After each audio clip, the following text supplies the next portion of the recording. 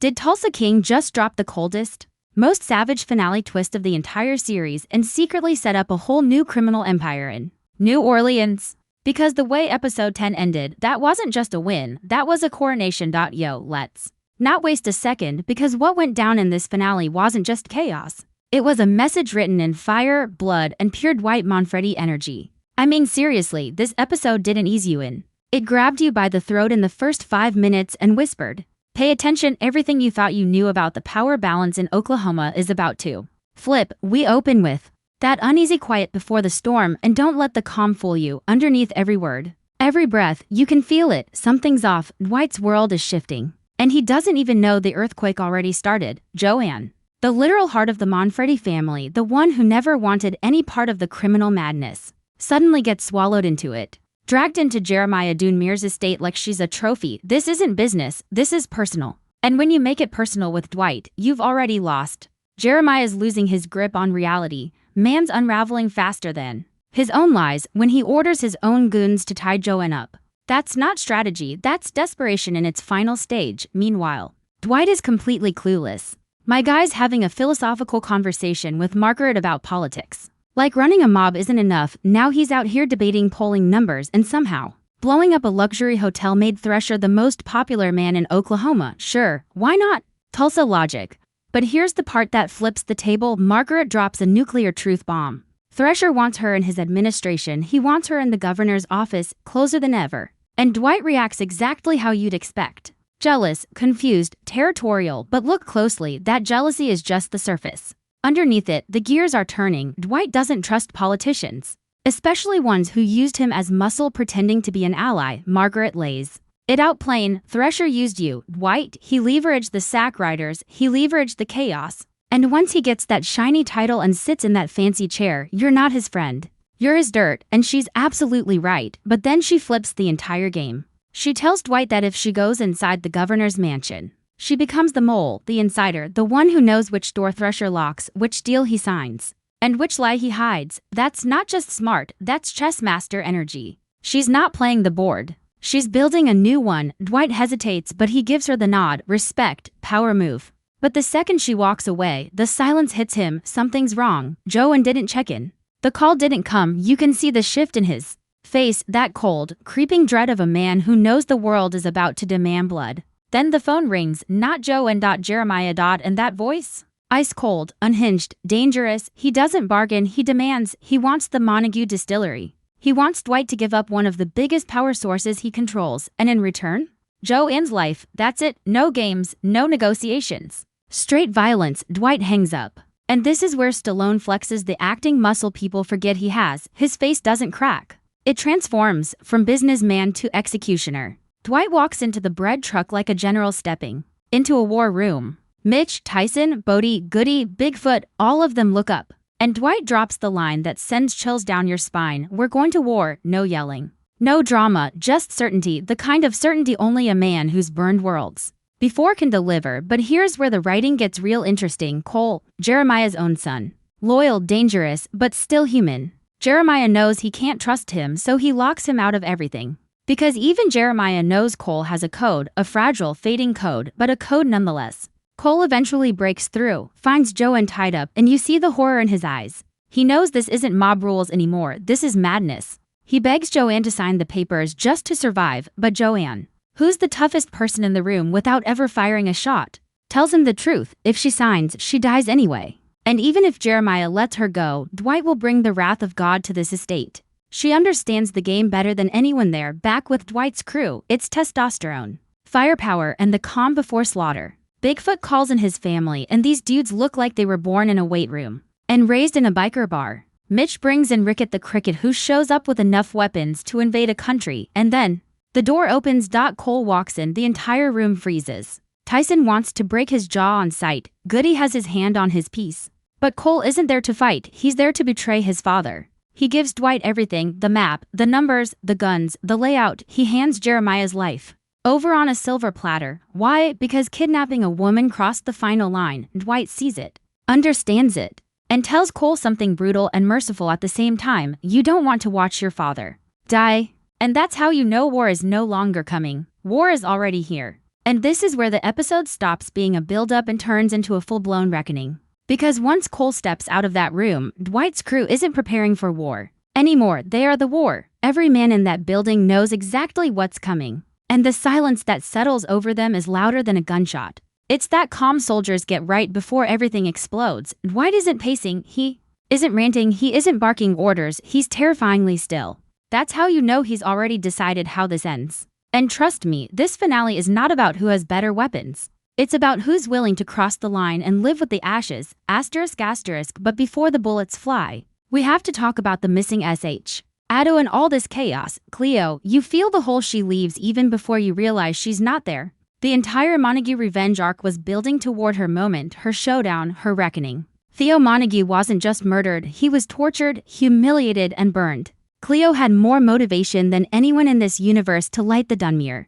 estate on fire herself, and the fact that she's not even mentioned, not a text, not a call, not a shot of her watching from the sidelines, it hits weird. Not like a plot choice, like something happened behind the scenes, like the actor wasn't available. Because narratively, this is her revenge just as much as Dwight's. Theo died screaming. Cleo should have been the echo, but she's a ghost. In the finale, it's one of the strangest choices of the season. And you can feel the weight of her absence in every scene. It's like watching a storm roll in but realizing the lightning never showed up. Meanwhile, at the Dunmere estate, Jeremiah is spiraling faster than his men can keep up. He knows Dwight is coming, he knows the numbers aren't on his side. He knows the second the Manfredi crew gets through those gates, mercy is off the table. So what does he do? Exactly what cowards do when the walls start closing in, he doubles down on violence he can't control. The guards are panicking. The estate feels like a fortress made of paper, and Jeremiah, instead of facing what he created, starts screaming at everyone like fear is a strategy.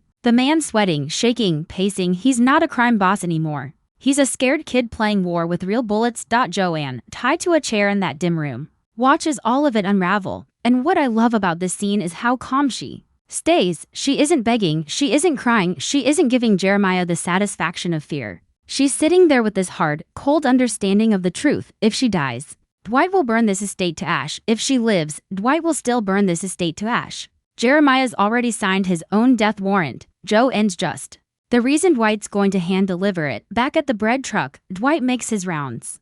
Checking weapons, checking faces, checking loyalty. This isn't a messy crew of hustlers anymore. This is a unit, a family forged in blood and bad decisions. Tyson is locked in, Mitch is loaded up.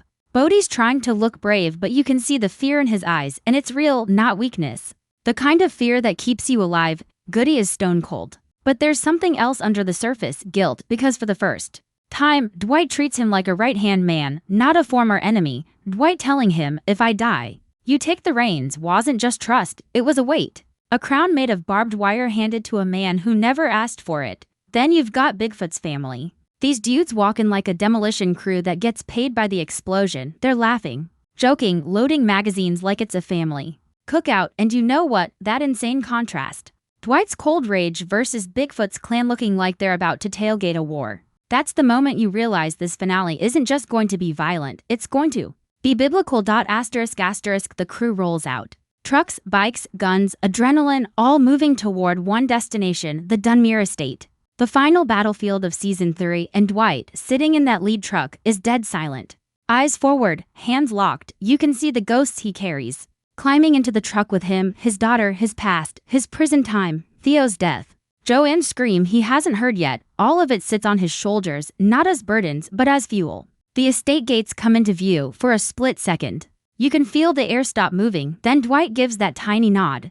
The kind of nod that says everything without saying a word. The war begins. The first explosion isn't subtle, it's a shockwave. Bigfoot's boys hit the gates so hard Jeremiah's men probably thought a tank rolled through. Gunfire erupts immediately. Dunmere's crew is scrambling, hiding behind pillars, tripping over their own feet. They're not soldiers, they're accountants with rifles. Dwight's crew moves like they've done this 100 times. Tyson and Mitch sweep the left flank. Bodie and Goody take the right. Bigfoot's clan takes the center like they're allergic to cover. It's brutal, fast, surgical. Dunmere's men don't stand a chance, but the moment that hits hardest is this. Dwight isn't shooting wildly, he's not yelling, he's moving with purpose. He's searching for one thing, his sister. And when he finally breaches that back room and sees Joanne alive, bruised, terrified, but breathing, you see the monster inside Dwight fully wake up. The mob boss, the executioner, the man who promised Theo Montague justice and hasn't delivered yet. Jeremiah Dunmere just bought himself a death you don't come back from. And Dwight is about to collect Dot, and this is the moment where the finale stops being a rescue mission and turns into something darker, something primal. Something Dwight has been holding inside since Theo's death. Because once Joanne is safe, once she's in Mitch's arms and getting rushed out of that hellhole, Dwight doesn't relax, he doesn't breathe, he doesn't even blink, he switches. You can see it in his face, that dead-eyed stillness a man gets when the violence isn't about survival anymore, it's about justice. And not courtroom justice, not moral justice, mob justice. The kind of justice that leaves smoke in the air and sins on your soul. He walks back into that hallway like a man who already knows the outcome. Bodies on the floor, echoes of gunfire still rattling the walls, and Dwight doesn't care who's left. He only cares about one person, Jeremiah Dunmere. The coward who crossed a line the mob doesn't forgive. The man who touched family, and in Dwight Manfredi's world, that's death, no debate. No hesitation while the crew does a final sweep of the estate.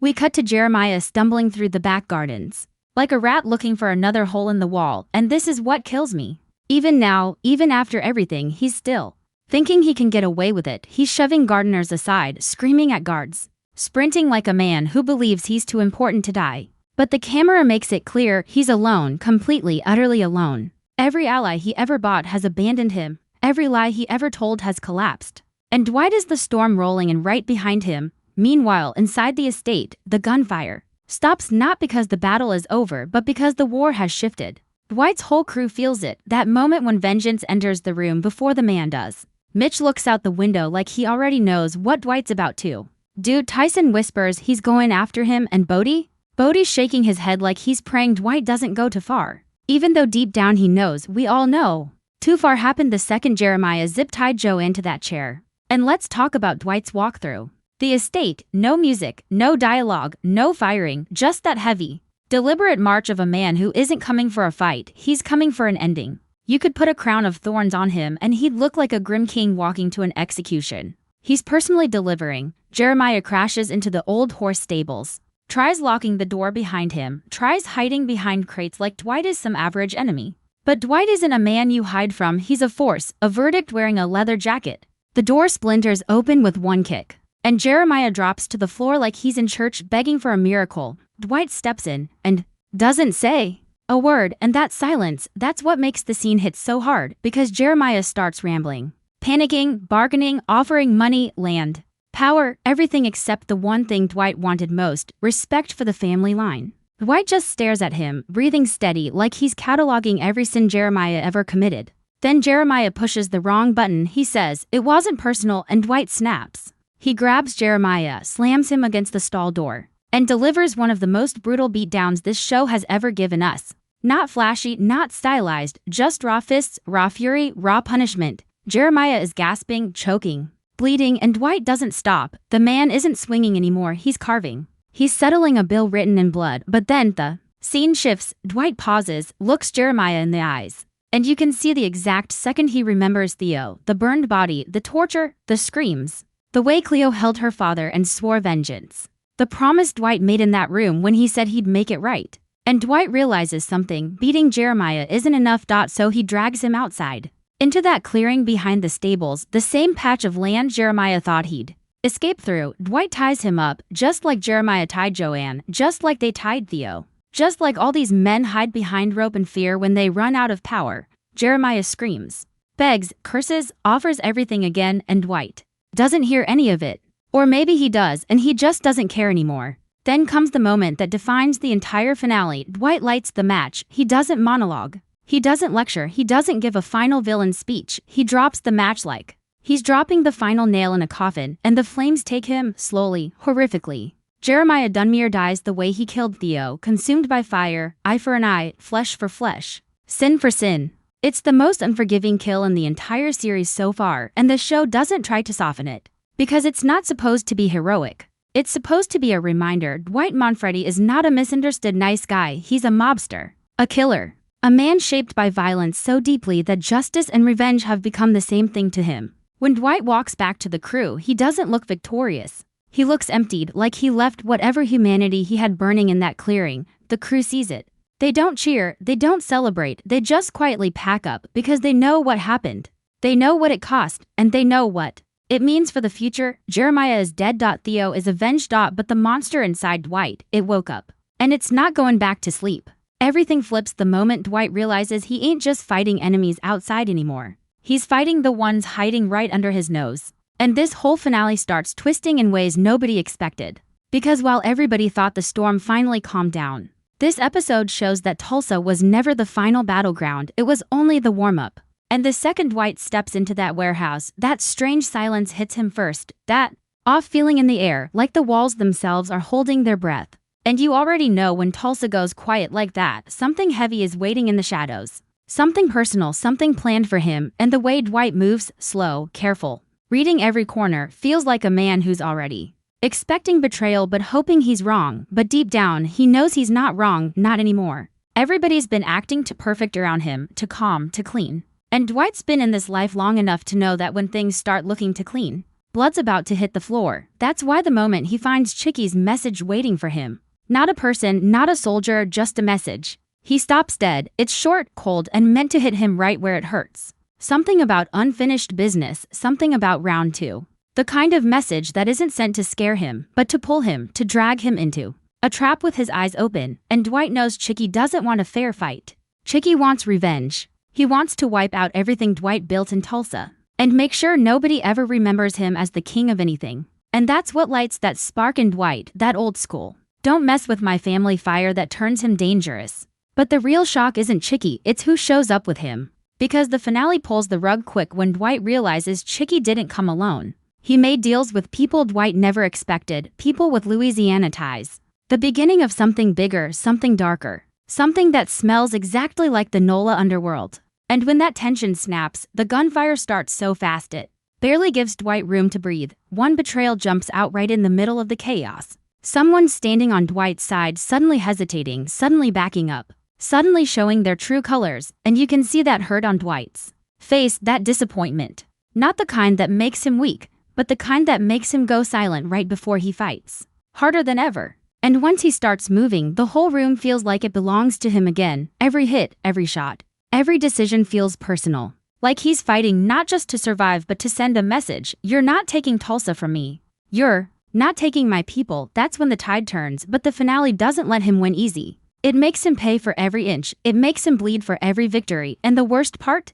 The final twist isn't even inside the warehouse. Because after all that chaos, all that smoke, all that betrayal, Dwight steps outside thinking the night is finally over. But someone's already waiting in the shadows. Someone who didn't fire a single shot but somehow feels more dangerous than everyone inside combined. That slow clap, that calm voice, that smile that doesn't reach the eyes. That moment that tells you this new threat wasn't created in Tulsa, it came from far away. But every move has a price. And the writers make sure we feel that. Every quiet nod, every unread expression, every glance toward the shadows reminds you that the game is far from over. Musso's smile doesn't tell you everything, it hints at what's coming. And Dwight knows that when you start making deals with people in power, it isn't protection. It's tension. And tension is the heartbeat of season 4.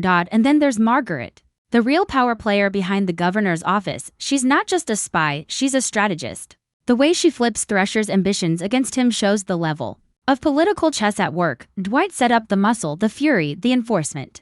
Margaret set up the mind, the leverage, the information. Together they're untouchable, but separately, they're deadly in different ways. That duality is going to define season 4. Dwight isn't just fighting criminals anymore. He's navigating political power, espionage, and manipulation. And the show teases that perfectly. The world isn't ending in Tulsa. It's expanding, and Dwight is at the center of it all, finally. The finale closes not with fireworks, not with a speech, but with reflection. Dwight stands outside, looking over Tulsa, and you feel every choice weighing on him. He's achieved victory, yes.